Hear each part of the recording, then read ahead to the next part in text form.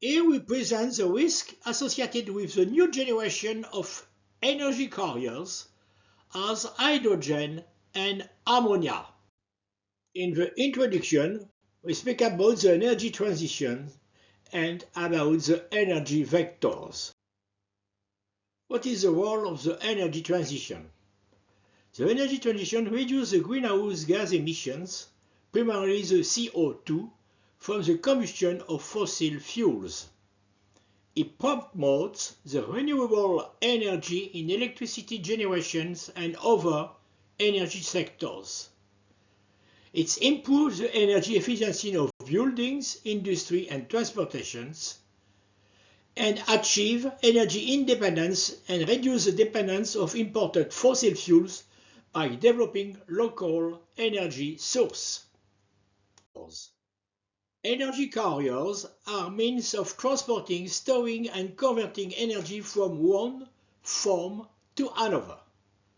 They play a crucial role in the energy transition as they facilitate the integration of renewable energies, which are often intermittent and diffuse, into existing energy systems. What are the main energy vectors? We have electricity, biomass and biogas, heat as geothermal, solar or thermal, fuels, natural gas, hydrogen and ammonia. Here we present the evolution of energy vectors as a graph product performance versus time. In the past, we used wood as energy vector, following at the beginning of the 19th century by coal, and at the beginning of the 20th century the oil and the gas, and now we speak about the hydrogen and for the future of ammonia. In the second part, we present the hydrogen as an energy carrier. First, a short introduction with history, and hydrogen as engine fuel, hydrogen in the fuel cells, and hydrogen in power to gas. The first hydrogen car was designed by a French engineer, Mr. Lenoir, which used a horse-drawn carriage, which can be considered as the first hydrogen-powered car. We can use hydrogen as an engine fuel.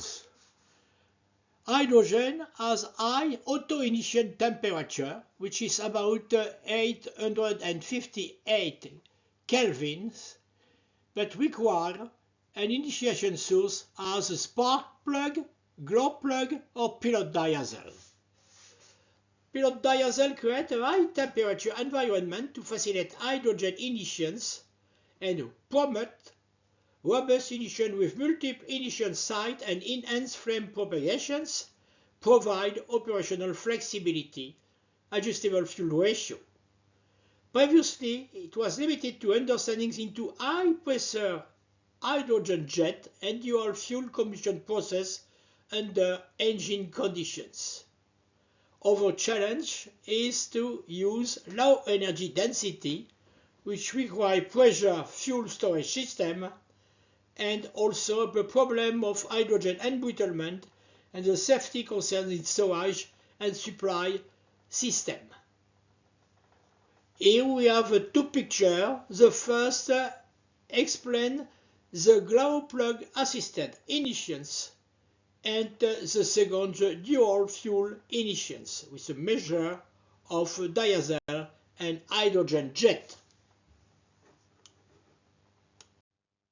A fuel cell car is an electric car, and in this car the electricity is supplied by the fuel cell and not by the battery.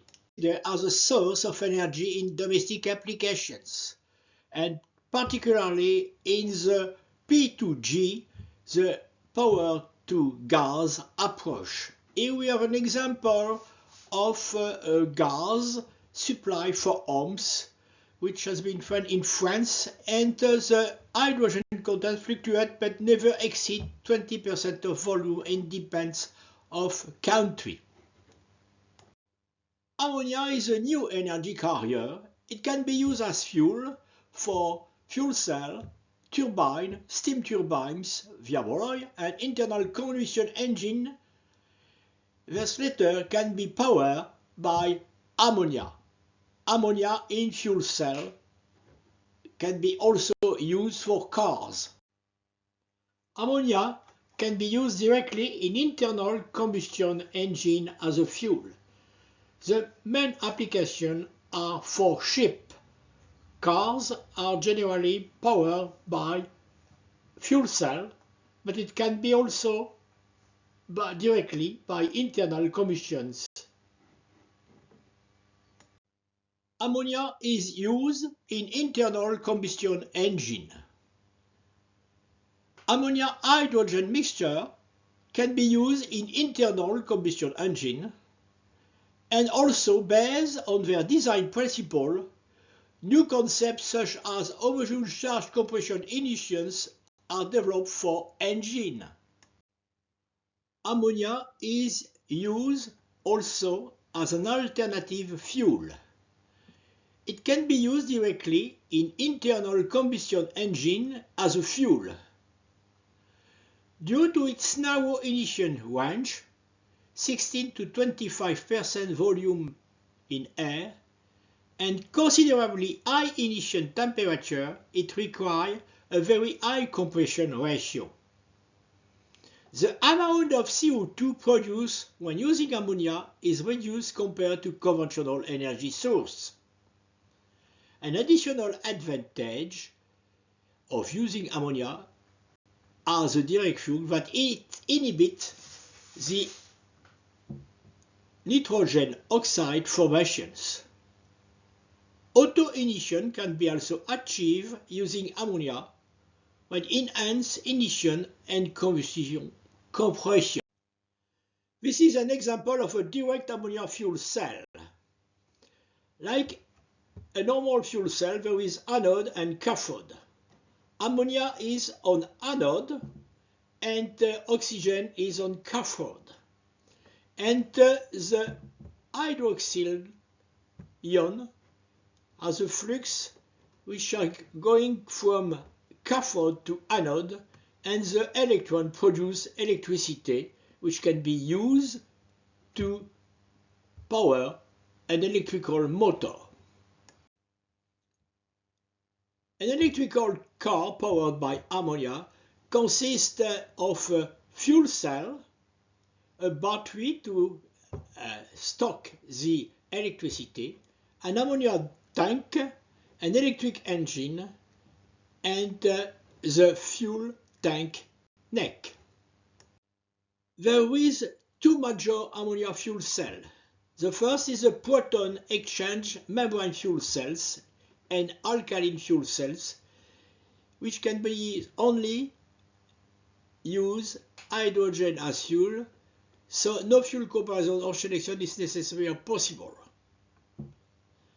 The solid oxide fuel cell can use multi-fuels such as ammonia and hydrogen.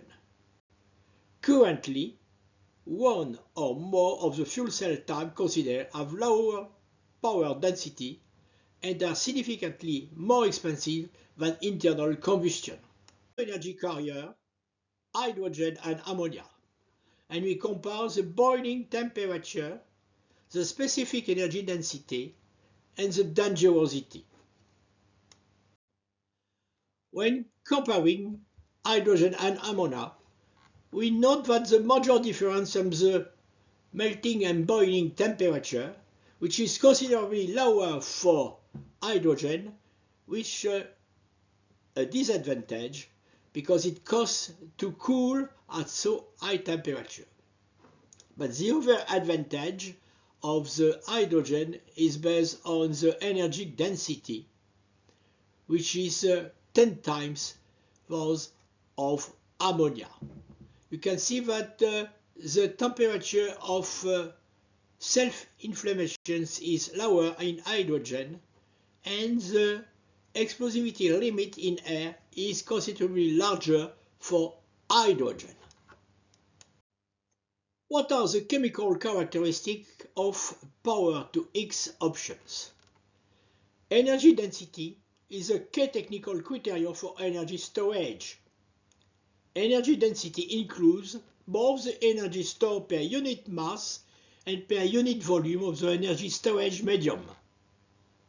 Hydrogen, as a central chemical in power to X option, has a very high energy density based on mass, but a very low energy density based on volume. This fundamental chemical limitation of hydrogen regarding energy storage at low volume density is a driving force for the exploration of other chemicals via power to X option.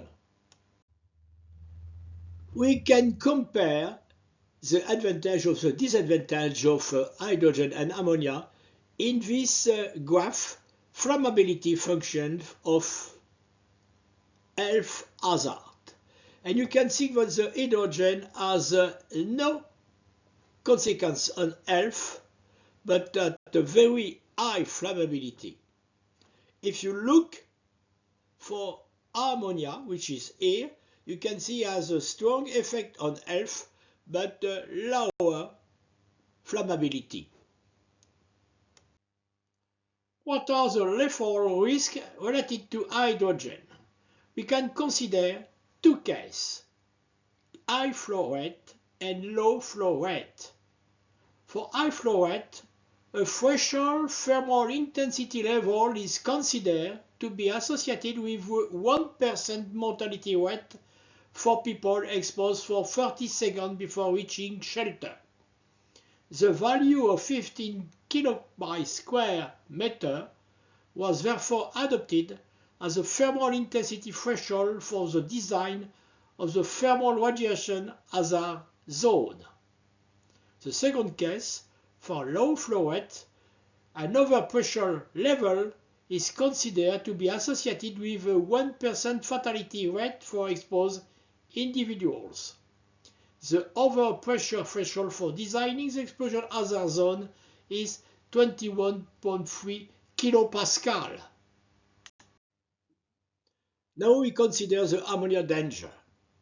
Acute exposure is responsible for severe caustic effects on the skin and the mucous membrane of the digestive tract and eyes.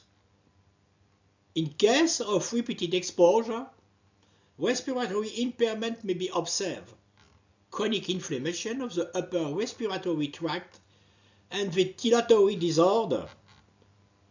Carcinogenicity data are insufficient to draw conclusions. Human data are available on reproductive effect. Here we present a graph of lethal effect threshold of ammonia. The graph is representing the threshold in a ppm versus time in minutes. And there is 4 thresholds. The perception threshold, the reversible effect threshold, the irreversible effect threshold, and the lethal threshold. Of course, they increase the severity of the threshold. In this slide, we present the method for the prevention of hydrogen-related risk. And this is done according the general formula for lethal risk, which is presented here. In this formula, we have the probability of leakage after rupture, the probability of flow rate exceeding a threshold, the probability of ignitions, the probability of fatal effect, the probability of a person being present, the length of the pipe, and 2 coefficients. The first to take the environment taking into account is a risk reduction factor, taking into account a risk reduction measure. According to the probability theorem, the probability of risk is a product of these different probability. Now we consider the first probability, the probability of leakage after rupture. The surface pressure is given by this formula, which is come from ASME B31 pipe code.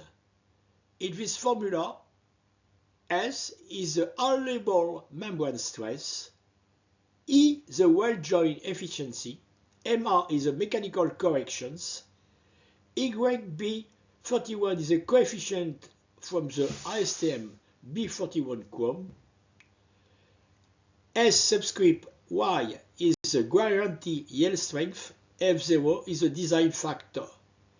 The allowable membrane stress is related to the guarantee yield strength and the design factor according to this formula. The density probability of the probability of failure is related to the mechanical property, particularly the yield stress. And this is the density of probability of yield stress distribution is generally a normal.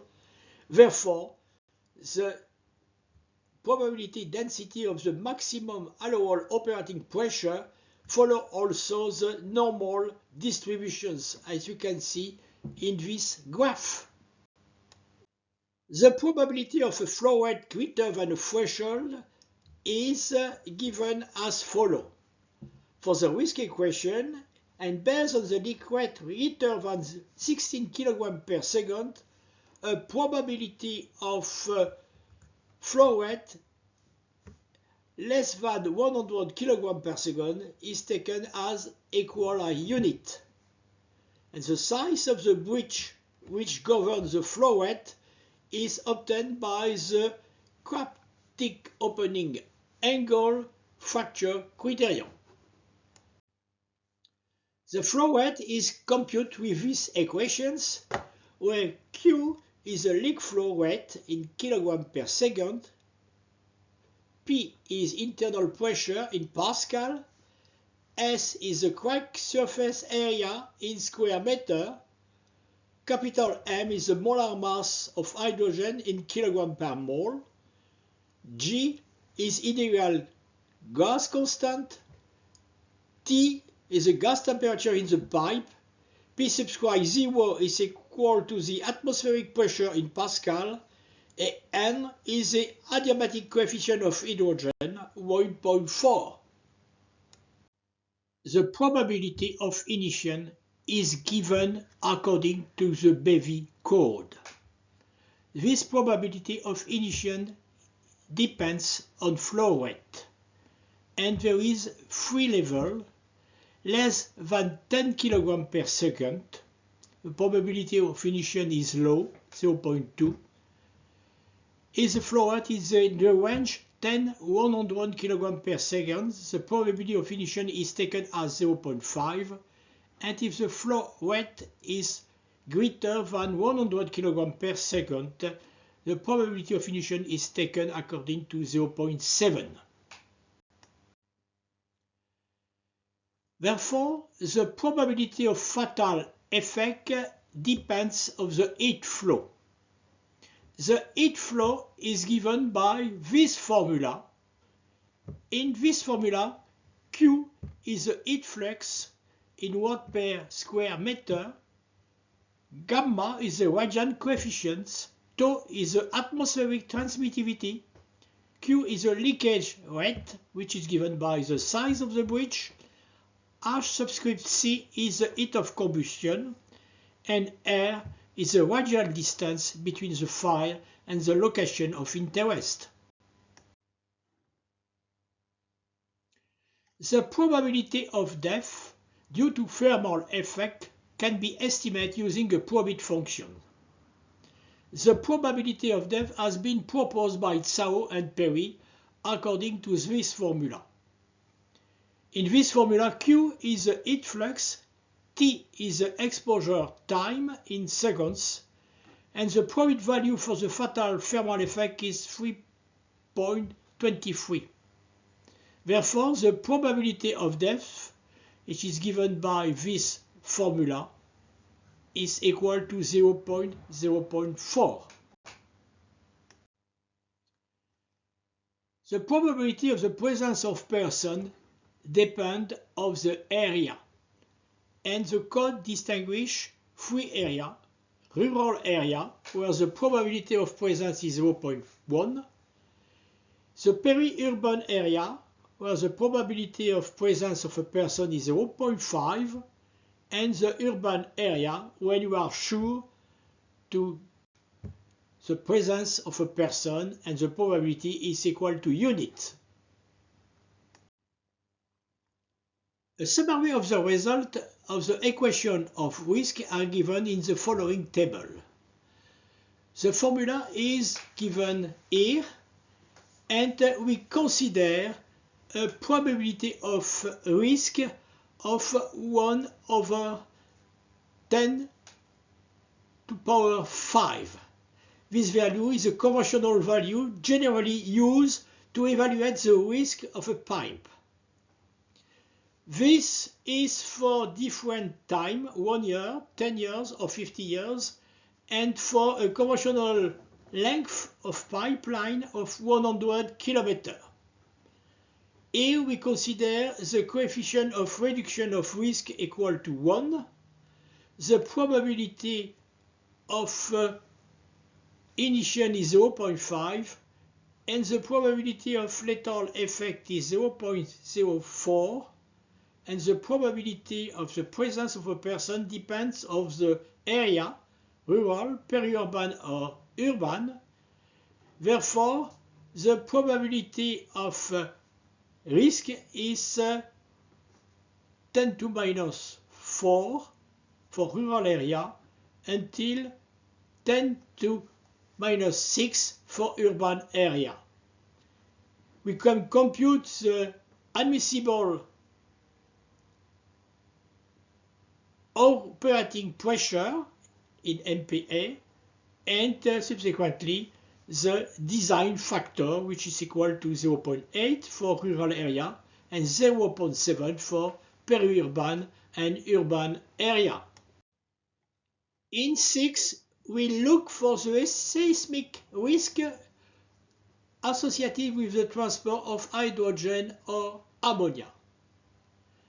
The seismic risk assessment is based on a comparison between the demand, stress, and the material resistance. Given the magnitude of the seismic displacement, design is based on deformation, not stress. To compute the seismic risk, it is necessary to have a seismicity map.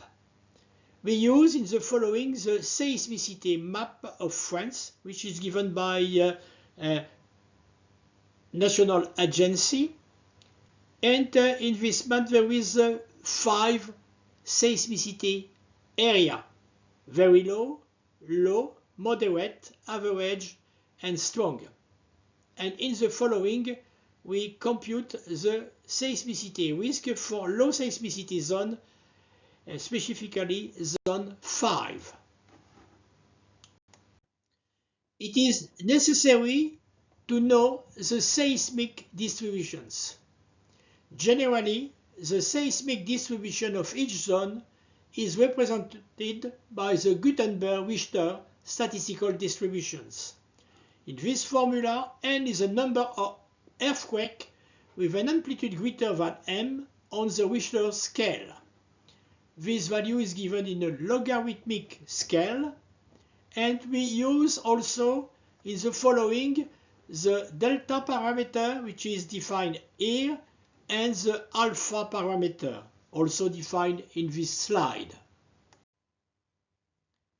In the following table, we give for 3 zones with low, average, and high seismicity the magnitude of the threshold in Richter, the maximum magnitude of the seism in Richter scale, the lambda and eta parameter of the Gutenberg-Richter statistical distributions and the value of the parameter alpha and delta defined previously for 1 year of observations, 10 years and 50 years. We have to remember in the code that the probability of risk is 1/10⁵, and the duration of observation is 50 years. Now we compute the local strain. For this we make the assumption that the pipe is buried in an elastic soil with a stiffness of 100 meganewton per cubic meter, and the service pressure of the pipe is internal and 70 bars.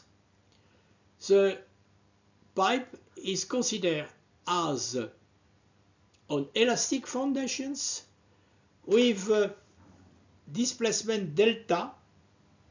We see the shearing displacement, and to promote the fracture of the pipe, there is a defect located at the bottom of the pipe, and the dimension of the defect are given in the picture, and dimensions are in millimeter. In this, we use the relationship between the displacement delta and the magnitude in Richter scale of the seism. In order to compute the effective strain at the defect tip, we use the finite element methods. On the left-hand side, you can see the mesh of the pipe, and the mesh is refining near the defect tip. In the right-hand side, you can see the two-dimensional graph of the local strain versus distance. And according to the volumetric method, the local effective strain is given as the average strain over the effective distance x subscript effective. The strain demand is computed according to the Gutenberg-Richter distribution. In this graph we plot the number of seisms greater than m in the Richter scale versus the strain, and three curves are modeled for 1 year of observation, 10 years and 50 years, and we have a strong decreasing of the number of seisms greater than m when we increase the strain demand.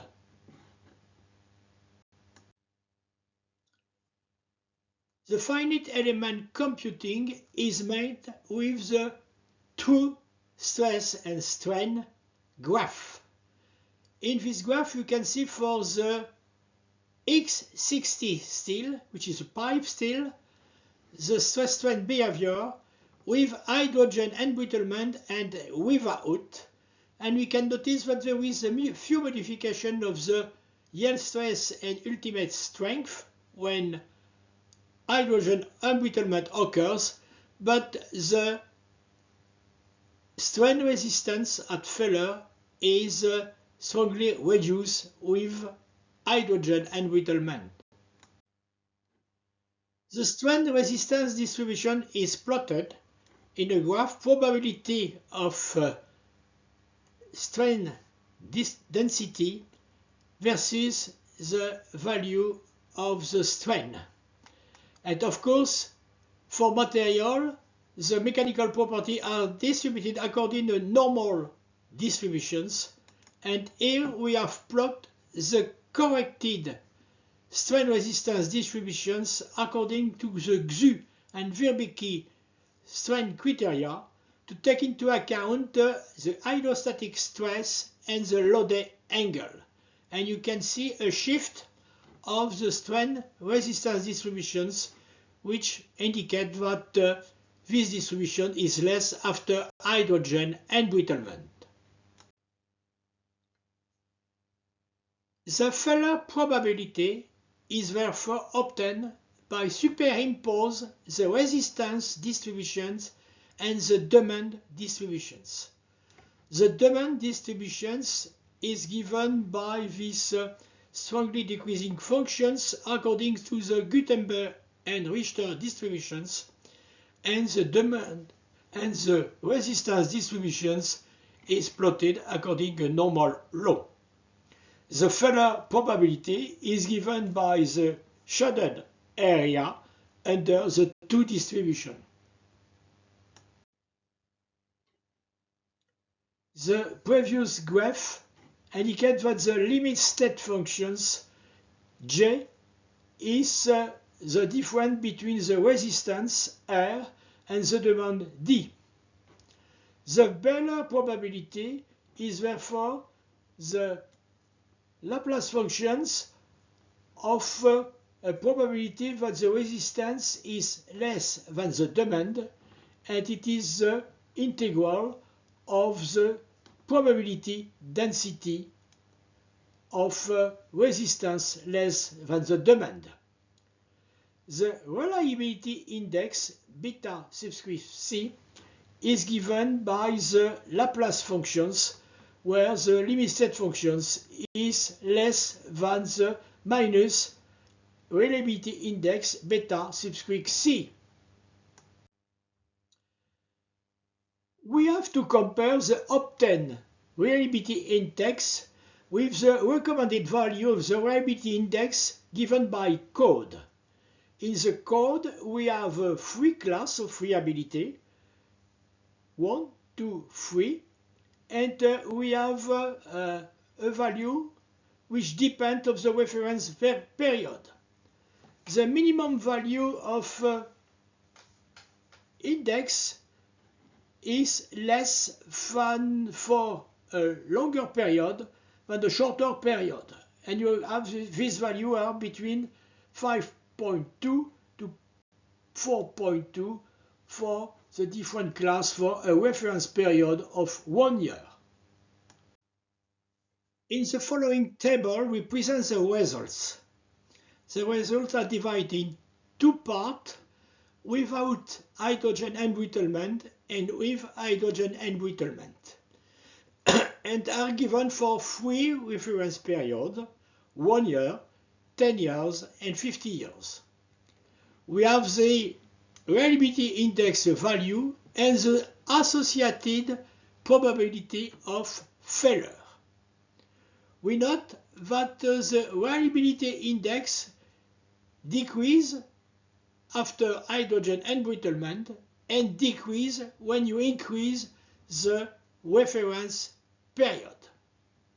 We have to remember that for a pipe, the code allows a probability of failure greater than 10 to minus 5. And you can see that with a defect, which is our case, only for 1 year of reference, and without hydrogen embrittlement, we satisfy the code. These results show that it is imperative to monitor and repair defect in the case of pipe transporting hydrogen pure or blended. To study the prevention of risk related to ammonia, it is necessary to look the value of the accurate exposure guideline level, which give in ppm the concentration of ammonia. There is 3 levels, 1, 2, and 3. For the first level, airborne concentration level is such that individual could experience notable discomfort, irritations, or asymptotic non-sensory effect. These effects are transient and reversible. For the level 2, the airborne concentration level is such that individuals could experience irreversible or other serious, long-lasting adverse health effects.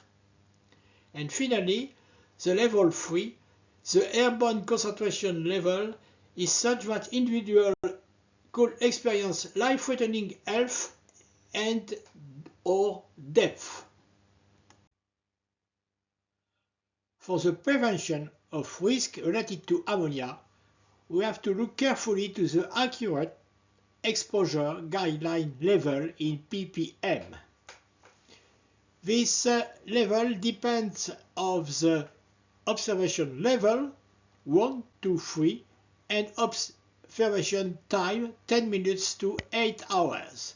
You can notice that for level 1 the ammonia concentration is less, and for the level 3 it is very high. You note also that the concentration level decreases with the time of observation. In the following, we compute the transport of ammonia by a tanker. A picture of this tanker is done on the left-hand side. The volume is 30 cubic meter, the length is 16 meter, the diameter of the tank is 1.5 meter and the thickness is 15 millimeter. We make the assumptions that there is a defect, a dent with a gouge, which promotes the failure of the tank. Some characteristics of ammonia stored in the tank are given in the following. The operating pressure is 2 MPa. At this pressure and at a temperature of minus 40 degrees Celsius, the density of ammonia is 689 kg per cubic meter. Therefore, the weight of ammonia is 20.7 tons. The operating stress are given in the following table. The circumferential stress is 98 MPa. The longitudinal stress is 49 MPa. And the equivalent von Mises stress is 83.7 MPa. The tank exhibits a defect which promotes failure. This defect is a dent with a gouge, and the defect geometry is length 310 mm, wide 2 mm, depth 7.9 mm, which is half of the thickness of the tank, and the radius of the gouge is 0.25 mm. The defect can be likened to a semi-elliptical notch. The defect geometry is summarized in this following table. The tank is made of steel. This steel is A285 steel. The flow stress is 251 MPa. The ultimate strength is 415 MPa, and the Young's modulus is 207 gigapascal. This is a picture of the two-strain diagram, which obeys to the Rambert-Osgood power law. The Rambert-Osgood law gives the two-strain versus the truth stress sigma. The work hardening coefficient is alpha is 3.2, and the work hardening exponent is n is equal to 5. In the following, we need to calculate the size of the breach caused by the failure of the tank. The gas flow rate through the hole caused by the pipe failure is directly related to the size of the crack. To obtain the size of the quark, the finite element method was used to describe the quark propagation and arrest phenomenon, and to identify its dimensions, namely the length and the width, assuming the shape is elliptical. The development of the quark is simulated by Abaqus software, and the quark propagation is allowed when the quark tip opening angle reaches a critical value. In Abaqus, this is combined with the node release technique of elements to simulate quark propagation. In the ductile quark propagations, the arrest conditions can be transformed by the following conditions. The current quark tip opening angle is equal to the critical value. Cθ is the quark tip opening angle induced by the current pressure, and critical Cθ is an expression of the material resistance to ductile quark extension.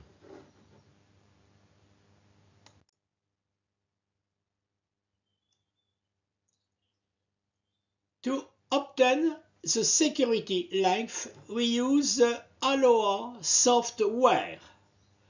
ALOA is the acronym for Aerial Location of Hazardous Atmosphere.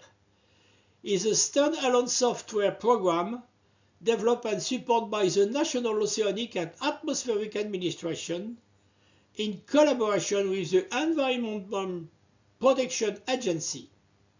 Its primary objective is to estimate the extent of spatial hazard associated with chemical spills. In ALOA model, we use the following proposed plume model. At the beginning, the distribution along the x-axis is strongly decreasing, but the dispersion of the gas along the y directions has this particular shape. And this is model which is used to detect the security length. In the previous model, the concentration of the polluant is given by the following applications, and you see that it is decreasing exponential. In this formula, C subscript G is the ground level concentration in the central axis, S subscript Y is the lateral dispersion parameter, S subscript Z is the vertical dispersion parameter, B the half-height of the homogeneous core sections, and N' is a constant in the parallel wind profile. ALOA gives directly a graph of the Y and Z distance, where you can see the different zones given by the three levels of AEGL, the level 1, level 2, and level 3. And in the left-hand side graph, we have directly a geographical visualization of the security zone, and the computing has been for Metz in France, and you can see that the maximum distance, which corresponds to the security length, is 444 meters. Using the ALOA software, we compute the security length in case of hydrogen in the same mechanical condition and service pressure.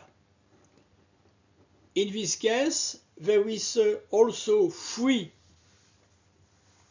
impact zones with different levels,